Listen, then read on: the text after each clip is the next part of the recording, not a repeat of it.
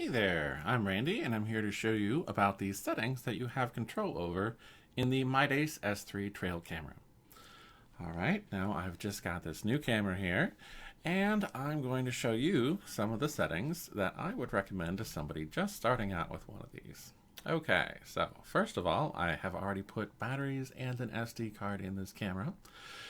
And I'm going to take this switch over here and move it over to the set position so that I can get to the settings. Got it?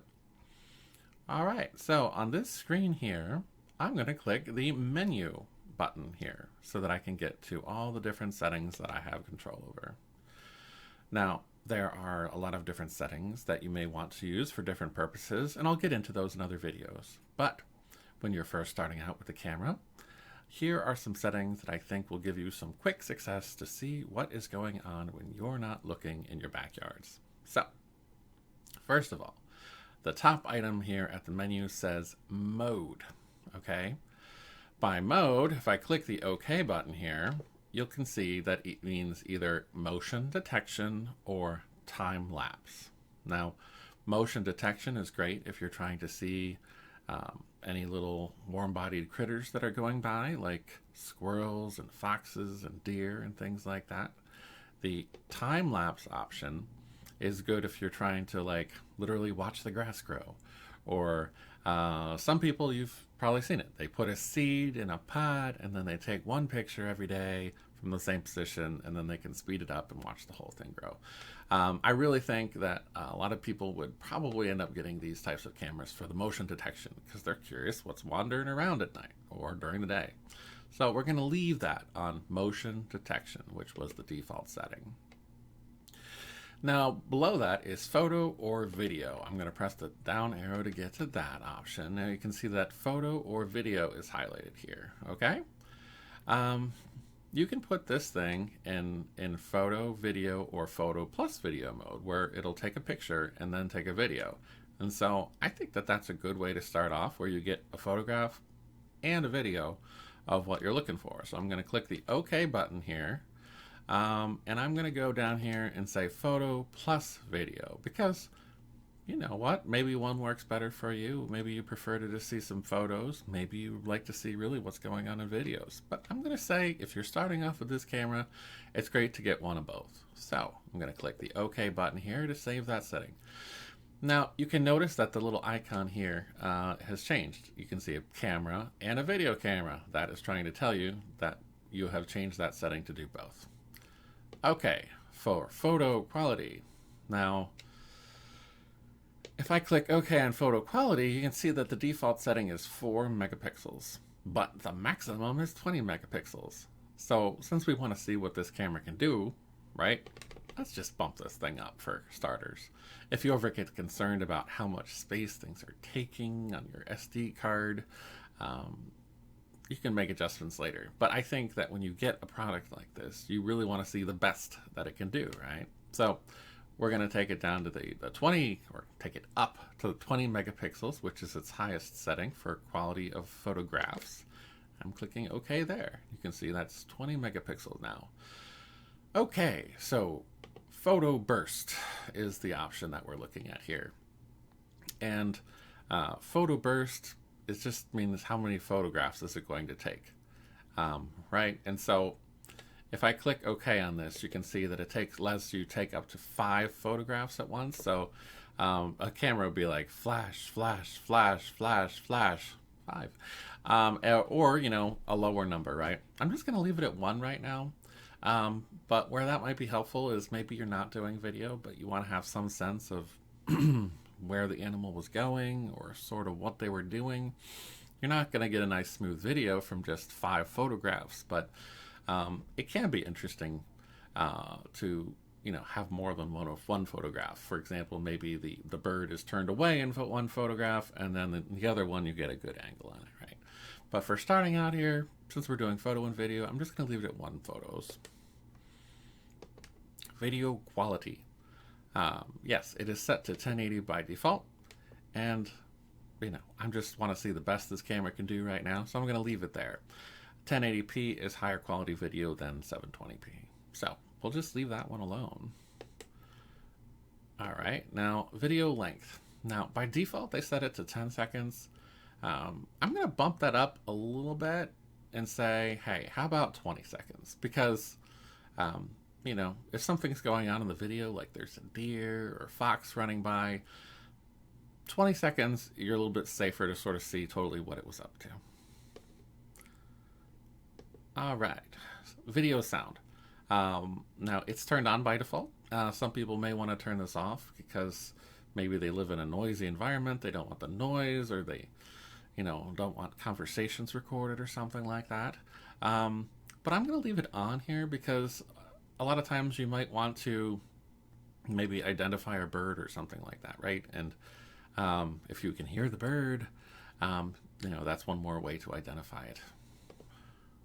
Okay, video format. I wouldn't really worry too much about this one right now. MP4 is going to be just fine. This camera also supports the MOV format. MP4 is going to take up less space on your SD cards, so it'll work just fine for now. The detection delay. Okay, so yeah, if you're like me, you've got squirrels who like your bird feeders. And sometimes when I have a lot of these footage from the squirrels, it's just like, okay, I'm seeing all these photos and videos of Mr. Squirrel here emptying my bird feeder, right? And after a while, it's just like, okay, where are the birds? So sometimes you might want to say, okay, you know what? If you've done a video and photograph, then go ahead and wait for a while before you take another photo and, you know, do anything about it. But here's the thing. When you're starting out with this camera, you're going to want to see that you captured some great activities during night and day. And so for when you're starting out, I suggest you just bump it all the way down to 0. Because then every time it senses any motion, it's going to go ahead and record that. Because it'd be kind of a bummer to have a brand new camera, to stick it out there at night and be like, I didn't see anything. Or, you know, I didn't see a lot of things going on, right? So I want to give you the best chances with this initial setup of seeing how some things are occurring in the environment around you. Okay, the PIR sensitivity. Okay, PIR stands for passive infrared. In other words, this is the motion sensors. I'm just going to leave this on high. It does have the high, medium, and low settings, but I'm just going to go ahead and leave that on high for right now. Side motion sensors. I'm a little surprised they don't default this one to being on here because say that you have something approaching the camera from the side, but not straight in front of the middle sensor. Remember, on the front of this camera, you've got the side sensors and you've got this sensor. So if something's in the front of the camera, that'll trip that one. But if you don't have the side sensors turned on, you might miss something. And so because you're trying out this camera, I think that it would be good to turn it on so you have a good chance on your first night or nights of seeing some interesting things happening. Okay, let's see here. The motion test. This is more of a setting that you would do if you put the camera in a place and then you wave your hand or something like that. Then you can see that it is indeed detecting motion.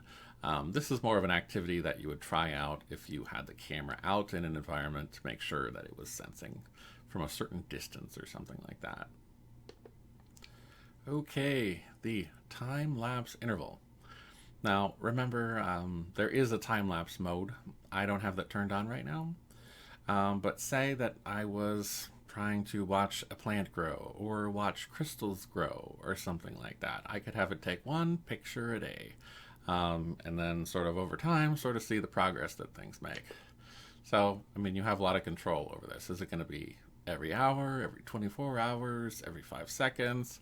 But again, I think that a lot of folks are going to be more interested in the motion capture ability than in just having photographs taken at predefined intervals. Okay, so date and time.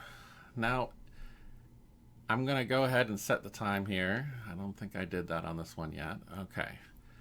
We have entered 2021. So it's nice because the left and the right arrows let you go to the different settings. So right now we're on the month, the day, and the year. It is January. We've hit the 22nd, so I'm going to press the up arrow to go ahead and get there. And 2021. Okay, it is 2:15 p.m. Now, it's really important when you're setting the time on this thing that you're aware of the AM and the PM, right? Because, you know, if you end up trying to record at certain times of day and all the times are off, it'll be annoying because maybe you want to know when the deer come by or something like that. And, you know, everything's going to be out of whack if you got the AM and the PM mixed up. So, it's 2:16, so I'm going to go all the way up here. You can see it changed to PM. And I'm going to go down. It's probably going to be 17 by the time I get there. All right, close enough. And there we go. 2:17 p.m. Okay, going down to the next setting. The next setting is date format. So you've got your choices of different formats. Here it's just month, day, year, but perhaps you live somewhere else. I'm just going to leave that setting alone. Click the menu button to go back there. Time format, you know, some folks prefer 12-hour, other ones want 24-hour. It's just personal preference. I'm going to click menu to go back. And here we have camera name.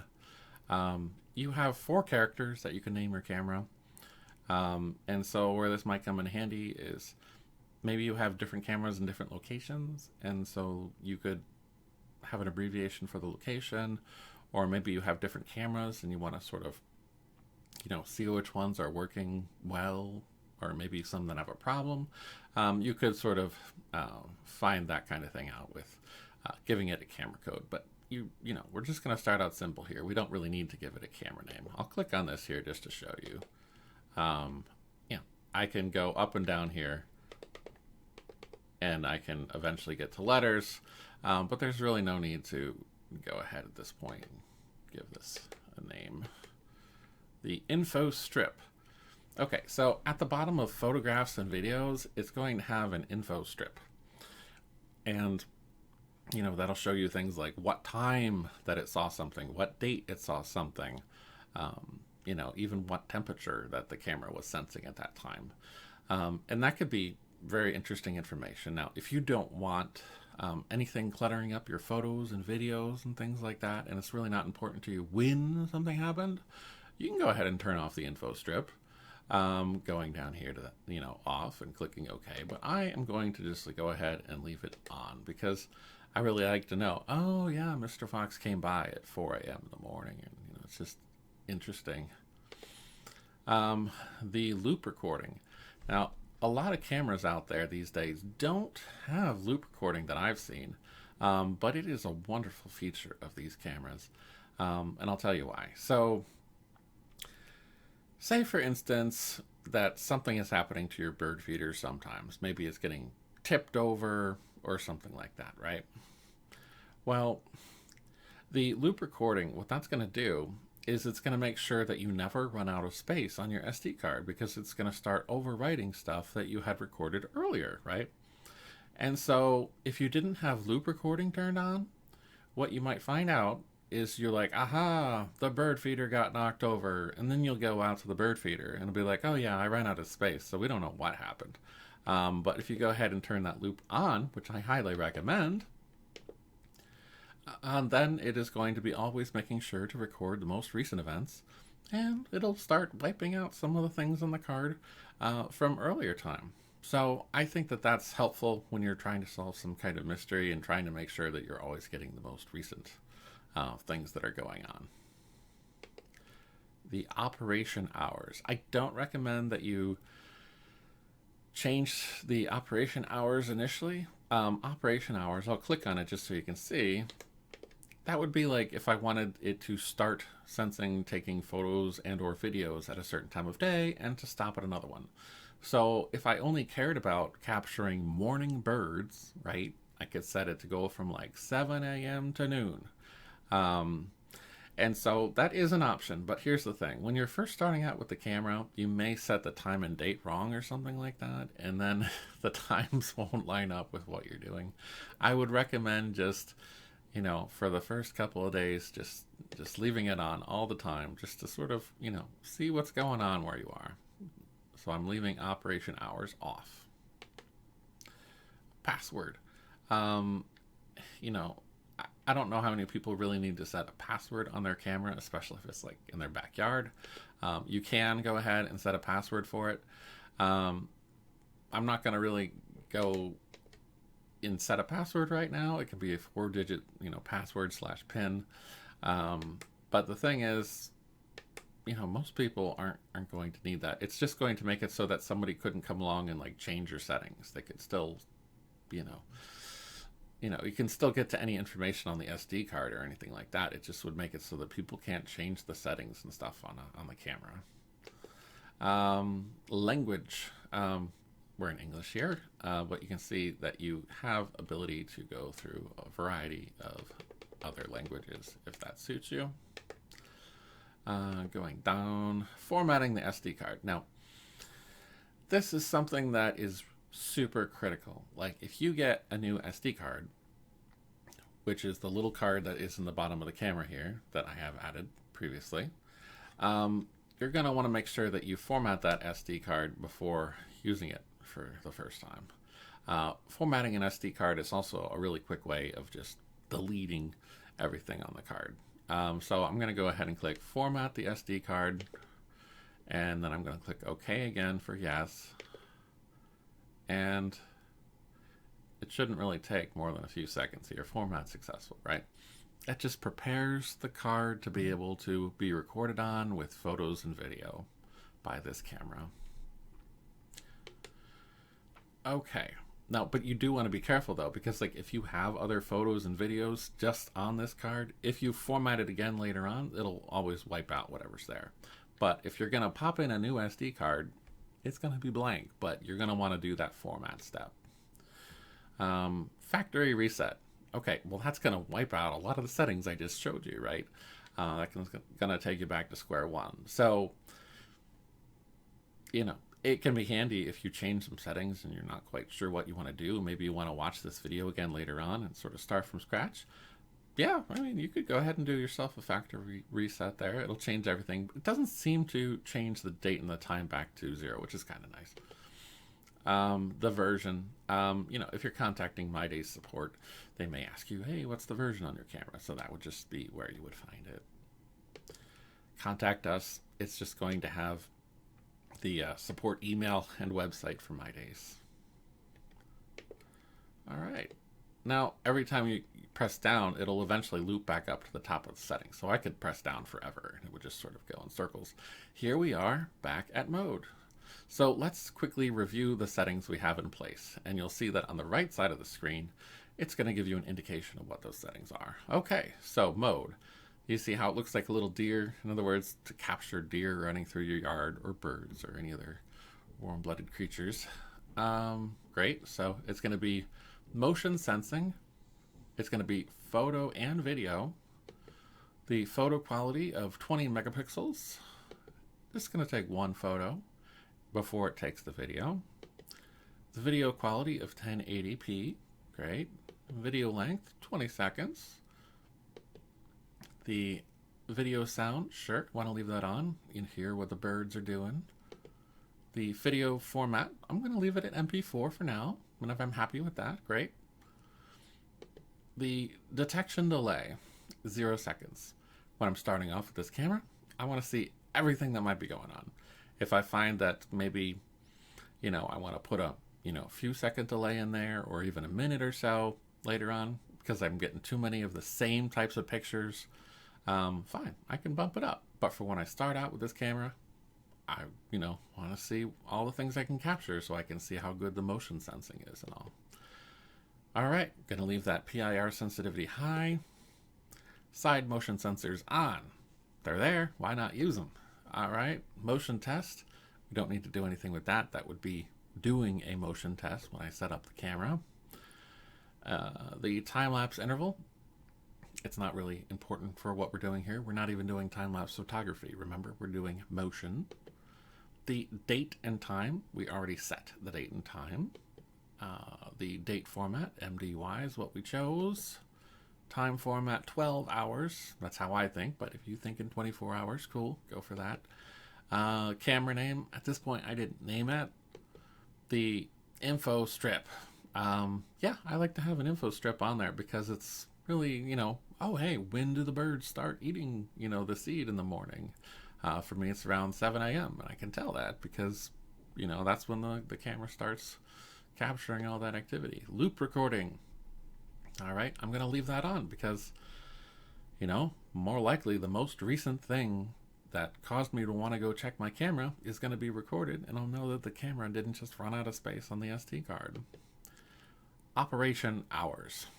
All right, I'm going to leave that off for right now. I'm just going to record 24/7 for starters. And then if I decide that I want to change it later on, make a narrower time window, I can do that. The password, I don't see the need for a password on here. It can be a little tedious having to enter in a password every time you come into your camera to just check things out. Language, okay. I'm just going to leave that as English because I can read that. I already formatted the SD card. Factory reset. I don't want to do that now because it'll blow away my settings. Got your version. Great. I hope that helps you with your initial setup for your camera. I'll make more videos that show you a bit more how to use the camera and to review pictures. You can even review pictures on this camera, but I'll show that in a separate video. All right. See you later.